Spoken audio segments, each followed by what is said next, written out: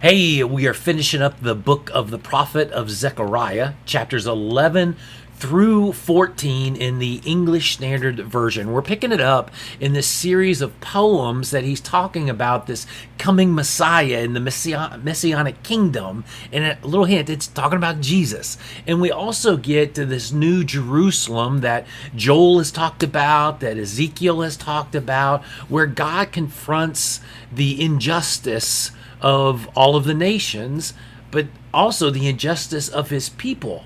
And how is he going to combat that? God's going to pour out his Spirit, bringing about repentance to those who are faithful to him. So, Zechariah chapter 11 in the English Standard Version. Open your doors, O Lebanon, that the fire may devour your cedars. Wail, O Cypress, for the cedar has fallen, for the glorious trees are ruined. Wail, oaks of Bashan, for the thick forest has been felled. The sound of the wall of the shepherds, for their glory is ruined. The sound of the roar of the lions, for the thicket of the Jordan is ruined. Thus said the Lord my God, become shepherd of the flock doomed to slaughter. Those who buy them slaughter them and go unpunished, and those who sell them say, Blessed be the Lord, I have become rich, and their own shepherds have no pity on them. For I will no longer have pity on the inhabitants of this land, declares the Lord. Behold, I will cause each of them to fall into the hand of his neighbor, and each into the hand of his king, and they shall crush the land, and I will deliver none from their hand. So I became the shepherd of the flock, doomed to be slaughtered by the sheep traders.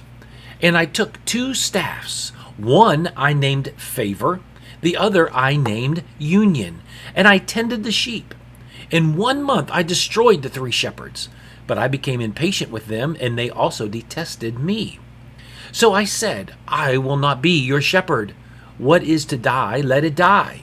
What is to be destroyed, let it be destroyed, and let those who are left devour the flesh of one another. And I took my staff, Favor, and I broke it, annulling the covenant that I had made with all the peoples. So it was annulled on that day, and the sheep traders who were watching me knew that it was the word of the Lord. Then I said to them, If it seems good to you, give me my wages, but if not, keep them. And they weighed out as my wages 30 pieces of silver. Then the Lord said to me, Throw it to the potter, the lordly price at which I was priced by them. So I took the 30 pieces of silver and threw them into the house of the Lord to the potter. Then I broke my second staff, Union, annulling the brotherhood between Judah and Israel. Then the Lord said to me, Take once more the equipment of a foolish shepherd. For behold, I am raising up in the land a shepherd who does not care for those being destroyed, or seek the young, or heal the maimed, or nourish the healthy, but devours the flesh of the fat ones, tearing off even their hoofs. Woe to my worthless shepherd who deserts the flock. May the sword strike his arm and his right eye. Let his arm be wholly withered, his right eye utterly blinded. The oracle of the word of the Lord concerning Israel. Thus declares the Lord, who stretched out the heavens and founded the earth and formed the spirit of man within him. Behold, I am about to make Jerusalem a cup of staggering to all the surrounding peoples. The siege of Jerusalem will also be against Judah. On that day I will make Jerusalem a heavy stone for all the peoples. All who lift it will surely hurt themselves, and all the nations of the earth will gather against it. On that day, declares the Lord, I will strike every horse with panic, and its riders with madness. But for the sake of the house of Judah, I will keep my eyes open, when I strike every horse of the peoples with blindness.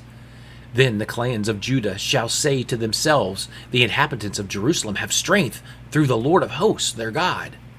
On that day I will make the clans of Judah like a blazing pot in the midst of wood, like a flaming torch among sheaves, and they shall devour to the right and to the left all the surrounding peoples, while Jerusalem shall again be inhabited in its place in Jerusalem. And the Lord will give salvation to the tents of Judah first, that the glory of the house of David and the glory of the inhabitants of Jerusalem may not surpass that of Judah. On that day the Lord will protect the inhabitants of Jerusalem, so that the feeblest among them on that day shall be like David, and the house of David shall be like God, like the angel of the Lord going before them. And on that day I will seek to destroy all the nations that come against Jerusalem. And I will pour out on the house of David and the inhabitants of Jerusalem a spirit of grace and pleas for mercy, so that when they look on me, on him whom they have pierced, they shall mourn for him as one mourns for an only child, and weep bitterly over him as one weeps over a firstborn. On that day, the mourning in Jerusalem will be as great as the mourning for Hadad Rimmon in the plain of Megiddo. The land shall mourn, each family by itself, the family of the house of David by itself, and their wives by themselves, the family of the house of Nathan by itself, and their wives by themselves, the family of the house of Levi by itself, and their wives by themselves, the family of the Shimeites by itself, and their wives by themselves, and all the families that are left, each by itself, and their wives by themselves. On that day there shall be a fountain opened for the house of David and the inhabitants of Jerusalem, to cleanse them from sin and uncleanliness.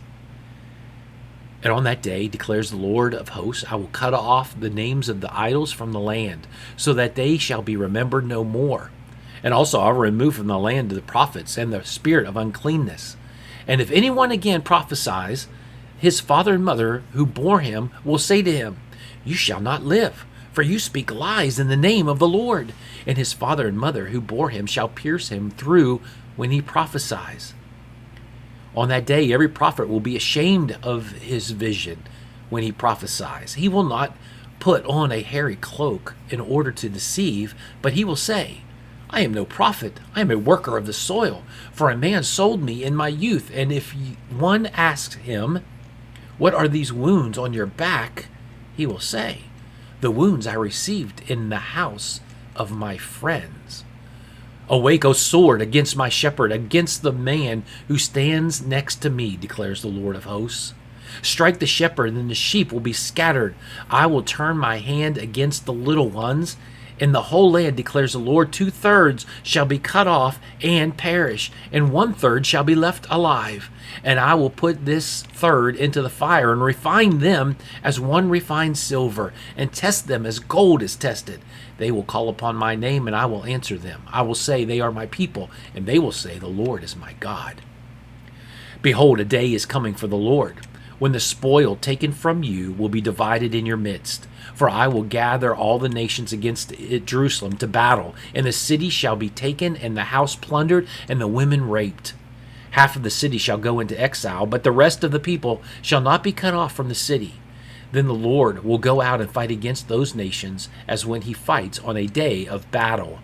On that day his feet shall stand he on the Mount of Olives that lies before Jerusalem on the east, and the Mount of Olives shall be split in two from east to west by a very wide valley, so that one half of the mount shall move northward, and the other half southward.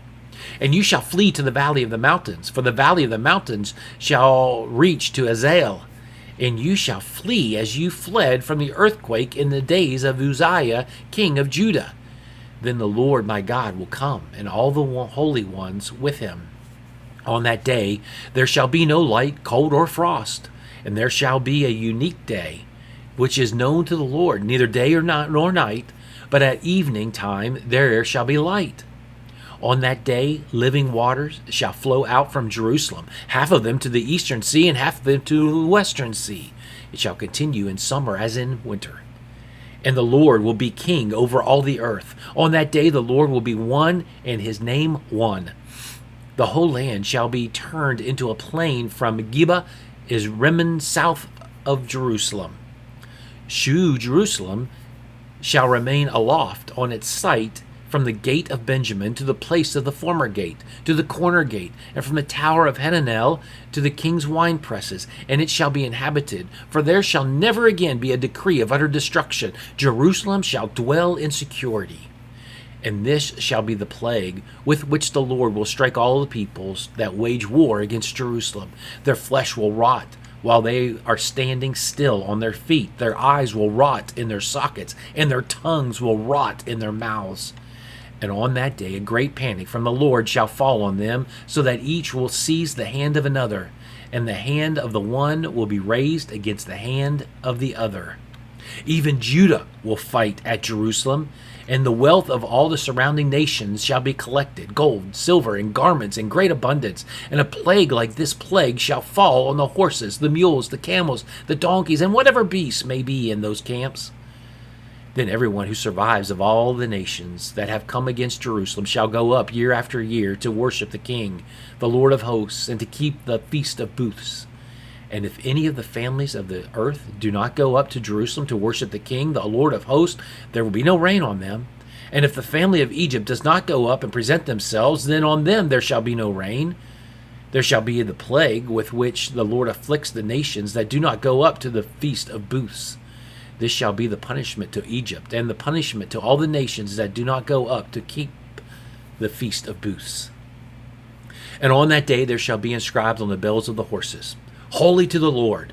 And the pots in the house of the Lord shall be as the bowls before the altar. And every pot in Jerusalem and Judah shall be holy to the Lord of hosts, so that all who sacrifice may come and take of them, and boil the meat of the sacrifice in them. And there shall no longer be a traitor in the house of the Lord of hosts on that day. Zechariah kind of leaves everything up for conclusions at the end of his book. He opens up with some wild dreams and visions that they kind of seem to come out of nowhere, but it's really kind of relatable to our lives. Our life isn't a beautifully scripted novel.